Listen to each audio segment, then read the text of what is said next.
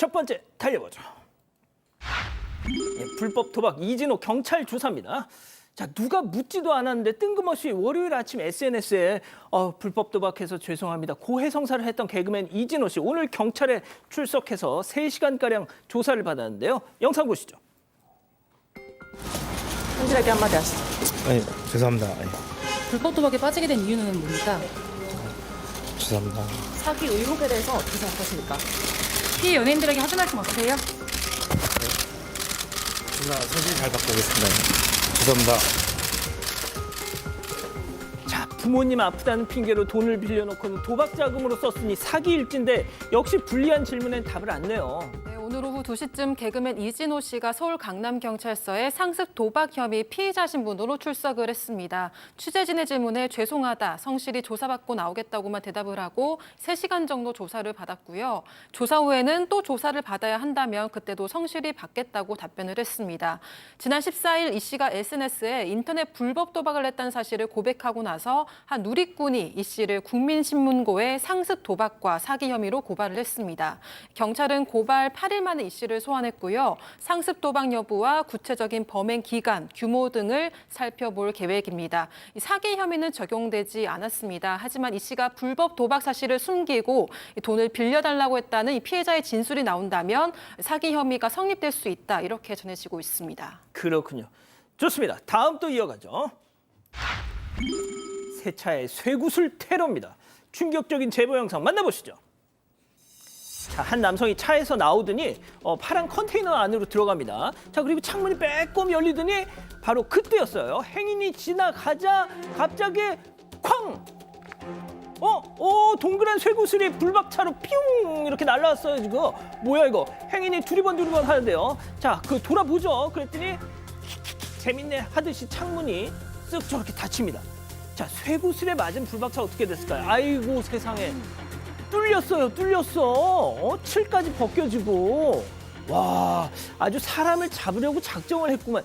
아, 요즘 왜 이렇게 이상한 사람들이 많지? 네, 이곳은 부산 영도구인데요. 테러는 지난 4월부터 9월까지 약 10번이나 일어났습니다. 첫 범행이 있었던 4월 당시 제보자 어머니 차만 피해를 입었는데요. 구매한 지 6개월도 안 됐었다고 합니다. 경찰에 신고했지만 미종결 처리가 됐었다고 하고요. 제보자 어머니 차는 이곳에 지정 주차를 하고 있었는데 그 이후에도 쇠구슬 테러는 계속됐다고 합니다. 블랙박스와 충격 감지기 등을 설치하고 나서야 지난 8월 1일에 범행이 포착이 됐습니다. 경찰이 남성을 붙잡았는데요. 네. 이 피해 차량 바로 맞은편에 컨테이너에 출근을 하는 영도구청 청소과 소속 직원이었다고 합니다. 이 범행을 부인했지만 경찰과 국과수의 조사로 증거가 나오니까 뒤늦게 인정을 했다고 하고요. 이 제보자에 따르면 블랙박스 설치부터 수리비까지 금전적인 피해도 크다고 합니다. 지금까지 지출한 비용만 300만 원이라고 하고요. 수리비를 포함하면 거의 1,000만 원 가까이 된다고 합니다. 자, 부산 영도구청 청소과 직원. 아니 교수님, 혹시 제보자가 쓰레기 무단 투기라도 해서 앙심이라도 품었던 겁니까? 제보자의 주장에 의하면 이 사람하고는 전혀 원한 관계가 없는 것으로 그렇게 주장을 하고 있습니다. 아예 이 남성을 알지도 못하고 다툰 적도 없다라고 하는 것이죠. 그래서 이제 제보자가 추측을 하는 것이 뭐냐면 이 컨테이너의 바로 정면에 이 차가 주차가 돼 있고 이 차가 이제 새 차 아니겠습니까? 예. 그래서 혹시 좀 약간 그 심술 구전 그런 생각에 그 차를 그 어떤 타겟으로 삼아서 몇 달 동안 그렇게 공격을 한 것이 아닌가라고 하는데 이 남성 같은 경우는 이렇게 얘기합니다. 스트레스를 풀려고 아무데나 쌌고 우연히 그 차에 여러 번 맞았다. 그렇게 얘기를 하면서 고의성이 없었다라고 하는데요. 통상 저런 경우에 불특정 다수를 목표로 하는데 이번에는 어떻게 보면 특정 차량을 지목해서 그 쇠구슬을 쏜 거란 말이죠. 예. 그리고 근본적으로 고의성은 무조건 있는 거예요, 이거는. 그럼요. 예, 그래서 경찰 신고하고 난 이후에 이 남성이 또 제보자의 어머니를 마주치면 계속 째려보는 탓에 오히려 피해자인 제보자의 어머니가 다른 곳으로 이사를 했다 그럽니다. 아이고. 그래서 이 제보자가 구청에 얘기해가지고 남성의 근무지가 변경이 됐는데 하필이면 또 바뀐 근무지가 어머니 이사 간 데하고 겹쳐가지고 아이고. 지금 이제 상당히 좀 불안에 떨고 있다라고 하는데 저 사람이 공무원 아니겠습니까? 그게 어떻게 형사처벌을 받고 징계를 받았는지 그게 궁금하고요. 예. 저런 심보로 공무원을 하는 그 어떤 과정을 계속해도 되는 것인지 궁금합니다. 그러니까 말이죠. 좋습니다. 자, 다음 이어가죠. 아픈데 더 아프게입니다. 무슨 얘기인지 제보 사진 만나보시죠. 자, 병원 검사 결과지 같은데요. 복부라는 단어와 함께 알 수 없는 뭐 숫자들이 여기저기 있죠. 그리고 그 바로 아래 검은색 땡땡 지방 조직 괄호치고 돼지 비계? 아니, 동물병원이 아니라 사람 병원에서 CT 촬영 사진 같은데 돼지 비계? 아니 보통 뭐 피하 지방, 내장 지방 뭐 이러는 거 아니? 에이 설마, 에이 사람한테 돼지 비계라고 했을 아니겠지. 맞습니다. 사실 이 제보해 주신 분은 저 진단지를 받은 딸의 어머니가 제보를 주셨는데요. 사장님이 갑상선 한직증 진단을 받았답니다. 그래서 동네에서 제일 잘한다는 좀 큰 병원을 찾아고 일부러 입원을 했고 또 입원한 김에 그 심장 쪽에도 무리가 있는 것 같이 막 숨도 차고 그래서 그 검사를 이틀 동안에 걸쳐서 했대요. 검사 비만 80만 원이 나왔고 결과를 받아보려고 이제 의사 선생님을 만나러 딸이 간 겁니다. 갔는데 저렇게 딱 결과지를 내미는데 저게 돼지피라고 써 있는 거예요. 그래서 순간 너무 놀랬지만 혹시 뭐 이해시키려고 이런 건가라고 그렇게 놀라고 있는데 의사 선생님이 육성으로 이거 다 비계야. 이거 다 살이 쪄서 그래. 그거 봐 지방이 너무 많네. 이렇게 살 빼야 돼. 이렇게 얘기를 했다는 겁니다. 딸이 듣다가 너무 심해서 아무리 그래도 사람한테 돼지 비계라는 거 너무하는 거 아니야라고 했더니 내가 이해시키려고 한 건데 뭐 기분 나빠? 기분 나쁘면 다시 오지 마라고 오히려 의사가 화를 냈대요. 아니 박 변호사님 이건 예. 마치 환자 피를 보고 아 이거 선지네 떡 졌어 선지야 이거. 창자 보고 곱창, 대창, 막창 하는 거랑 똑같은 거거든요. 사실 납득하기 좀 어려운데 제보자 딸이 갑상선 항진증 때문에 몸이 안 좋습니다. 운동도 못하는 상황인데 지금 이 일이 있고 나서 더 충격을 받았다고 합니다. 병원에 항의도 했어요. 부원장은 이제 병원에서 사과를 했는데 조치를 취하겠다고 얘기를 했는데 의사 말로는 계속 그 담당 의사는 이렇게 얘기합니다. 네. 아주 좀 쉽게 다른 환자한테도 이런 식으로 설명하는데 아이고. 왜 너네만 이렇게 반응을 하느냐. 정신과 뭐 의사 여기 병원이냐라고 아, 지방이라고 해도 알아들어요. 복부 비만 그것도 기분 나빠요. 지방 다 알아먹습니다. 모릅니까? 그렇잖아요. 그런데 왜 그러냐라고 적반하장으로 나온다 하고 있고요. 다만 이제 형사 고소를 했다고 해요. 모욕죄하고 또 1인 시위를 병원에서 하고 있다고 하는데 뭐 모욕죄 될지 안 될지는 좀 의문이긴 한데요. 어쨌든 간에 상당히 좀 잘못된 거 아니냐 이런 생각이 듭니다. 그러니까요. 아 예. 자 다음 또 이어가시죠. 비틀비틀 하다가 쾅입니다. 한문철 TV 영상 만나보시죠. 자 택시가 목적지에 스톱합니다. 차 열리고요.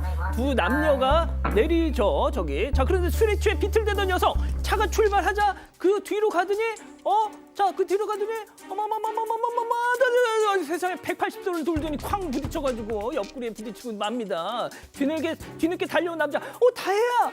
자 사람도 사람이지만 지금 문제가 차가 파손이 됐다고요. 자, 이게 지금 부산인데요. 이 남매로 추정되는 두 사람이 택시에 탑승을 했고요. 이 사람들이 목적지에 도착한 후에 저런 일이 일어났습니다.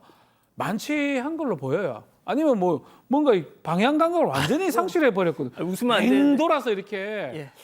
저렇게 될 수가 있습니까? 그래서 하차한 뒤에 아이고야. 출발하려고 했는데 택시 문은 정말 산산조각이 났어요. 중심을 잃으면서 문에 부딪히자 이렇게 찌그러져 버리는 상황이거든요. 그래서 택시 기사 입장에서는 당연히 CCTV 뭐 블랙박스 다 있기 때문에 이거 좀 배상해야 되는 거 아니냐 얘기를 하니까 예. 무슨 소리 하느냐? 내가 충돌로 그랬는지 원래 그런 상태인지 내가 어찌 아느냐라고 얘기를 했다고 합니다. 해당 승객이. 근데요. 그렇게 방향을 잃고 엄청나게 세게 박았거든요.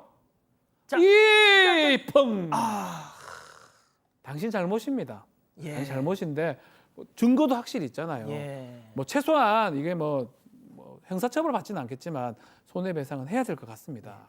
한문철 변호사님도 뭐 비슷하게 얘기를 하시더라고요. 좋습니다. 마지막 사연으로 가볼게요. 술 때문에 싸웠어요. 진짜 집단 지성의 판단을 받아보고 싶으시다면서 제보해 주신 사연 함께 들어보시죠.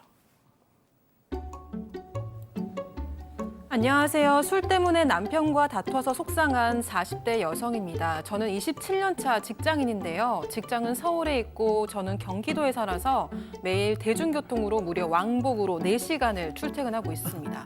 너무 피곤해서 지하철에서 졸다가 내릴 역을 놓치기도 하는데요.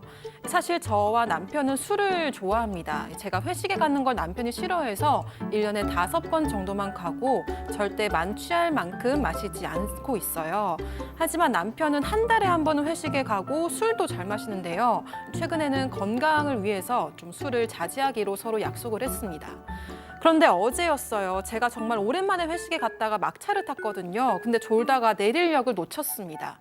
남편이 전화해서 뒤늦게 잠에서 깼는데 이미 역을 4개나 지나쳐서 집에서 많이 멀어졌거든요. 그래서 좀 저를 데리러 와달라고 했는데 지금 혼술을 하고 있어서 못 온다는 겁니다. 분명히 술을 안 마시기로 했는데 왜 마셨냐고 제가 짜증을 냈더니 남편이 사과하기는커녕 내릴 역을 놓친 게 내 잘못이냐 이러면서 받아치는 거예요. 결국 대판 싸우고 전화를 끊었습니다. 근처에 사는 친오빠한테 데려다 달라고 부탁을 했고 이 착한 친오빠가 저를 이해하고 데리러 왔습니다. 물론 남편도 제가 데리러 오지 못한다고 버럭 짜증을 내니까 뭐 화가 났겠죠. 하지만 저도 늘 피곤하게 지하철 타고 출퇴근하는데 남편이 제 입장을 헤아려주지 못하는 것 같아서 저는 섭섭했거든요. 술 때문에 다툰 우리 부부 누가 더 이해되시나요? 예, 백다희 아나운서 막 감정을 실었어요. 자, 기다리셨던 퓨처 핸즈업 타임 두 부부께서 지금 이 방송 함께 보고 계신답니다. 6천여 분의 가족 여러분 함께 계신데요. 채팅창에 OX로 함께 참여해 보시죠. 먼저 남편입니다. 이봐요, 백다희 여사님, 당신이나 나나 절주 약속 깬 건 매한가지 아냐. 그런데 왜 나만 갖고 그래?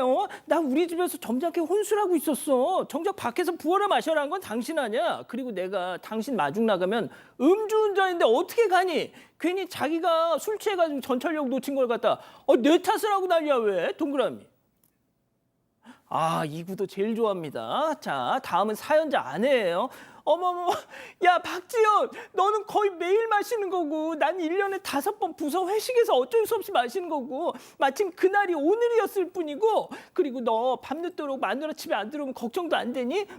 음주운전 걱정되면 택시 좀 타고 와주든가. 내가 오죽했으면 친정오빠한테 SOS를 쳤을까. 아유, 남의 편이라는 말이 딱이야, X. 박 변호사님. 저는 뭐 절주 약속 이게 중요한 게 아니고 어쨌든 거짓말은 아닌 혼술을 하고 있었다면 갈 수 없는 상황이잖아요. 차를 타고 갈 수도 없고요. 그렇게 택시 타고 가느니 택시 타고 오는 게 제가 좀 이상한가요? 이거를 물어보는 게 납득하기 좀 어렵습니다. 본인이 내정거장 지났다면 택시 타고 집으로 복귀하세요. 그게 맞는 것 같은데 남편이 술 마시고 있는데 거짓말이 아니라면 술 마시고 있다가 나가서 하는 게 맞나요? 잘 모르겠어요. 자, 오 교수님. 남편이 거짓말을 할 리는 없을 것 같아요. 왜냐하면 가면 금방 아니까. 근데 이제 제가 볼 때는 사실은 이 두 분 다 조금 저는 뭐 OX 문제니까 이쪽을 택하긴 했습니다만 두 분 다 문제가 있어요. 왜냐하면 술을 갖다가 혼자 마시면 이게 좀 심각한 거예요. 사실은 원래 술이라는 거는 여러 사람들이 같이 먹는 것이지 집에서 혼자 먹는 분들이 나중에 이제 이거 보고 계실 텐데 뭐 이렇게 여러 가지 어떤 그 중독이라든가 이렇게 될 가능성이 있고요. 그리고 이제 택시를 이 아내 같은 경우는 타고 오면 되죠. 왜냐하면 남편이 지금 술 먹고 있다는데 그러면 나와가지고 음주운전 하게 되면 이거 큰일 나잖아요. 그러니까 우리나라 택시 산업의 어떤 육성을 위해서라도 거기서 택시 타고 오시면 되는 걸 갖다가 뭘 이런 사연을 갖다가 저희들한테 보내셨어요. 왜 꾸짖으세요? 왜 혼을 내셔 왜? 자, 백다희 아나운서. 저는 냉정하게 얘기해서 진짜 이 남편의 건강이 걱정돼서 짜증을 낸 걸까 이런 생각이 들었습니다. 사실 진짜 걱정이 됐으면은 짜증이 아니라 되게 다정하게 이야기를 했을 것 같아서 사실 저도 오 교수님 말씀대로 조금 두 분 다 조금 뭔가 개선을 하셔서 또 다정하게 지내시면 좋겠습니다. 자, 양 변호사님. 저는 일단 남편 쪽이 왜 그랬는지를 혼술을 좋아하는 저로서는 이해가 가는 측면이 있어서 근데 교수님 요즘 혼술을 그렇게 알코올을 많이 섭취하는 사람은 먹는 건 아니고요. 그렇게 그냥 집에서 조금 마시는 걸 즐기는 사람도 저도 합니다. 있습니다. 그런데 아마도 이 남편 평소에 술을 좋아하니까 좀 눈치를 보면서 술을 마셨을 것 같아요. 근데 오늘 배우자도 집사람도 술 마시고 들어온다니까 마음 편히 혼술 좀 하자라고 막 먹고 있었던 거죠. 근데 이거 오라 그러니까 괜히 이제 우리 속대에 방귀 낀 놈이 성낸다는 말 있지 않습니까? 그래서 다툰 거예요. 두 분 그런데 그냥 싸우실 정도까지는 아닙니다. 뭐 이걸로 싸우세요. 그러니까요. 자, 우리 가족 여러분들은요. 네, 스인님은 택시를 타시지 남편분 데리러 안 가셔서 다행입니다. 음주운전 안 하셔서 다행이에요. 라고 하셨고요. 그레이님, 술을 마신 것도 문제지만 데리러 와달라는 걸 당연하게 여기는 것도 문제입니다. 라고 하셨습니다. 그리고 문경은님은 두 분이 한잔 하시면서 보고 계시겠네요. 서로 이해해주고 화해하세요. 라고 하셨습니다. 좋습니다.